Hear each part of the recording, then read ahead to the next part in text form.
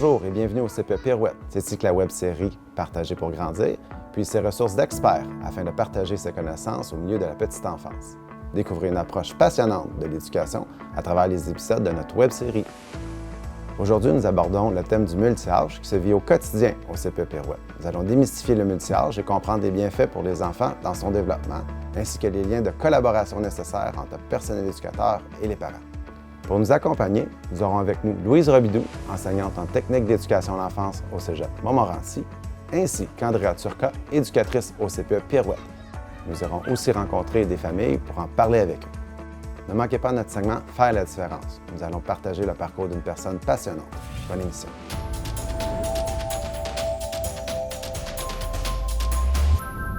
Le concept des groupes multi-âges s'inspire des modèles familiaux. Nous retrouvons des enfants de tous les âges dans le même groupe. Bonjour Louise, bonjour Andrea, merci d'être là aujourd'hui, je suis très content de nous avoir. Quelles sont les habiletés socio-affectives pour les enfants dans un groupe de multi-âges? Alors, il y a beaucoup d'habiletés qui sont développées sur le plan socio-affectif chez les petits. On parle entre autres de la capacité à partager, à faire des demandes, à accepter un refus, à attendre son tour. Donc, c'est tous des habiletés là, qui apprennent à développer à travers les interactions entre eux. Puis les petits, ils suivent toujours les grands. Donc, les grands sont des modèles pour eux. Et les grands sont toujours disponibles d'aider les petits. Donc, c'est l'empathie aussi qui embarque, en fait. Est-ce que c'est un préjugé de dire que les enfants de 4-5 ans ne retirent que très peu de bénéfices dans les groupes de multi-âges? Oui, effectivement, c'est un préjugé. Je dirais qu'il y a beaucoup plus d'avantages à travailler en multi que de défis à surmonter.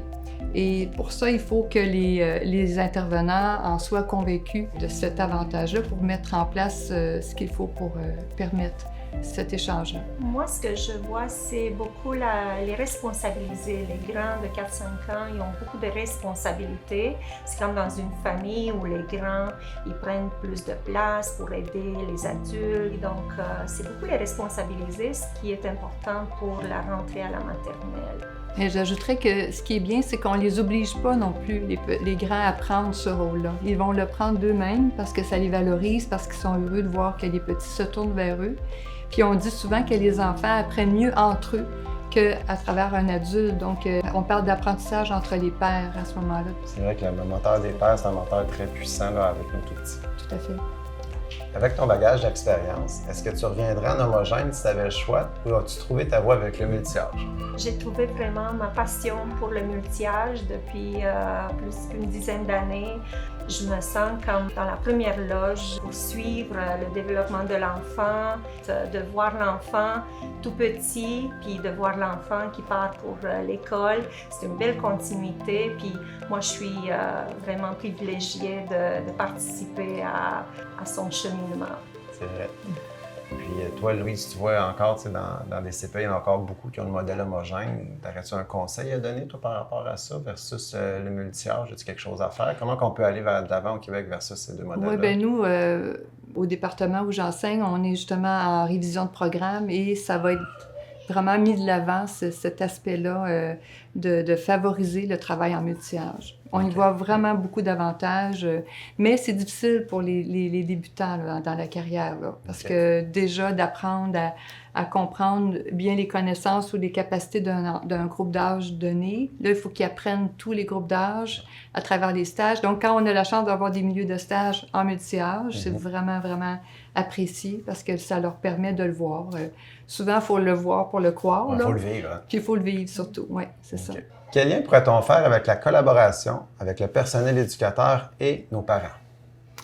Évidemment, le fait d'avoir la même éducatrice ou le même éducateur pendant plusieurs années pour les familles, c'est extrêmement rassurant pour les parents parce que eux, tout comme les enfants, ont besoin de cette stabilité-là pour développer leur lien de confiance. Donc, le fait qu'ils sont plusieurs années avec le même éducateur-éducatrice, ça favorise ce lien-là. Donc, c'est essentiel et c'est vraiment à privilégier.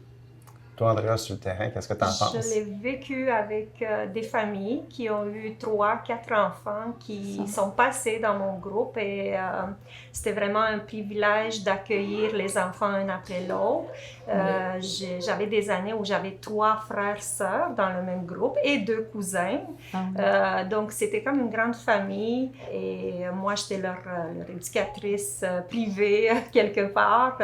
Les parents étaient rassurés. Avec les années, on avait un lien de confiance qu'on a développé.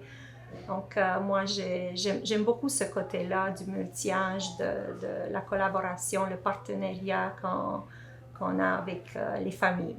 Souvent, ils sont contents de retrouver leurs enfants dans un même groupe. Donc, on n'a pas à séparer la fratrie quand les enfants sont d'âge rapproché. Là. Donc, ça, c'est apprécié. Et c'est là qu'on retrouve le modèle familial qui est repris parce que les enfants de même famille, même des cousins et cousines, se retrouvent dans le même groupe. Donc, c'est vraiment... ça rassure énormément les parents. Oui, tout à fait.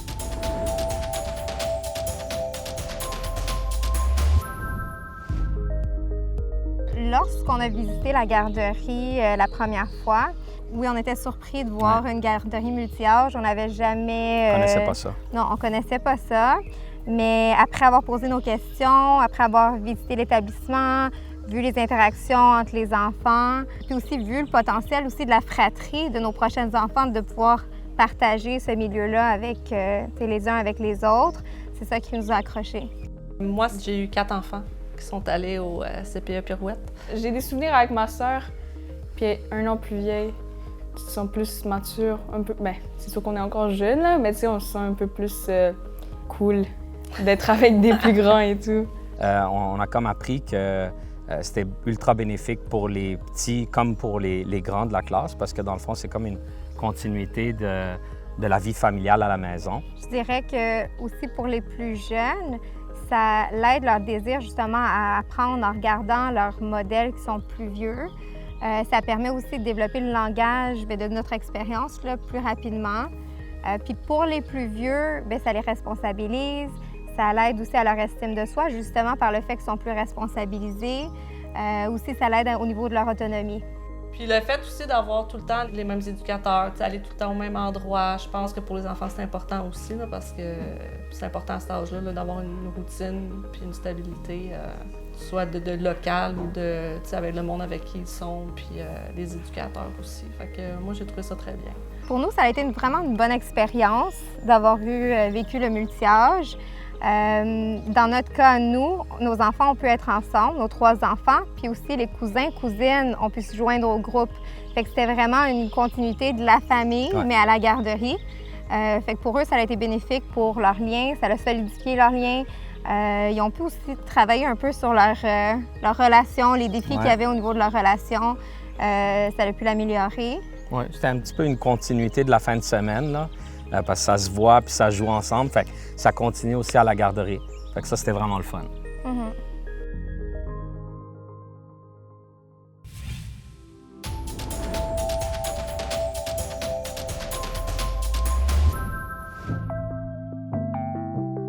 Alors, bonjour, Michael. Marina, ça va bien? Oui, ça va bien, merci. Tu es cuisinier chez Pirouette. Et puis, je veux savoir, c'est quoi ta formation en cuisine, Michael? J'ai un DEP en cuisine à l'École hôtelière de Montréal et j'ai DEP en pâtisserie et formation française en boulangerie artisanale.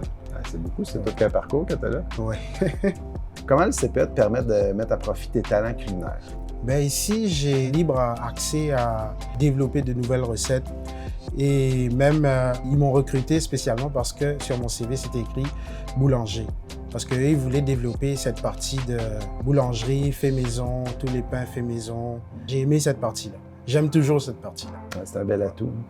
Quels sont les avantages pour le CPE d'avoir un professionnel comme toi? C'est savoir comment créer des recettes, comment associer les saveurs pour donner un mets équilibré aux amis qu'on côtoie et aux collègues qu'on côtoie. Et moi, je pense que c'est surtout ça. On est loin du fast-food. On est loin du fast-food et des aliments trop transformés. Tout à fait. Et les vendredis, occasionnellement, je fais des ventes de pain que je propose. J'ai une liste de produits que je présente aux parents et aux collègues et à tout le monde qui en veulent, même à l'extérieur. Tout le monde est gagnant dans le fond. Tout le monde est gagnant, exactement. Hey, merci Michael, c'est vraiment inspirant. Parfait. Merci beaucoup à vous. Si vous souhaitez recevoir notre guide gratuit de l'émission, afin d'y retrouver un résumé pratique des sujets traités, ainsi que des trucs et astuces, abonnez-vous dès maintenant à notre infolette. Vous y trouverez également des détails sur notre prochaine émission.